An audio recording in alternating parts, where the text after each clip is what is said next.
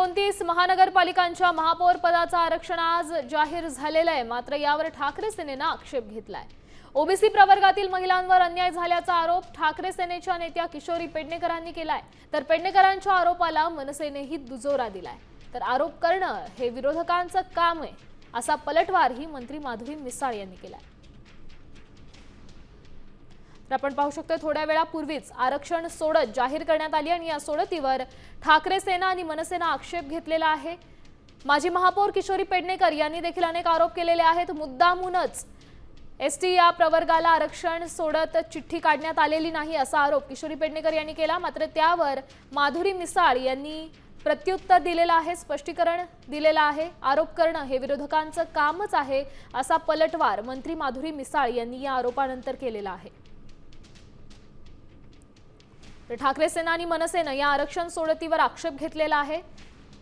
मुंबईच्या या आरक्षण सोडतीवर आक्षेप घेण्यात आलेला आहे आणि ओबीसी प्रवर्गातील महिलांवर अन्याय झाल्याचा आरोप माजी महापौर किशोरी पेडणेकर यांनी केलाय। तर आरक्षण सोडत ठरवून काढल्याचाही त्यांनी पुढे आरोप केलाय।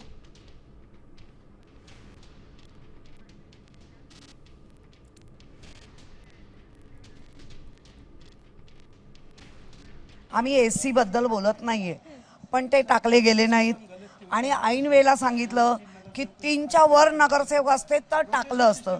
ह्याचा अर्थ तुम्ही त्या दोन लोकांना डोळ्यात समोर ठेवून तुम्ही त्या समाजावर अन्याय केलात।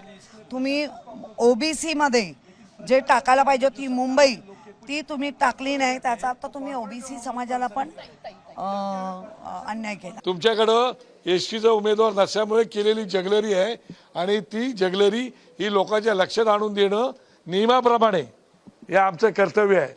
म्हणून लोकांची किती फसवणूक करणार, कारण तुमच्याकडे एसटीचा उमेदवार नाही।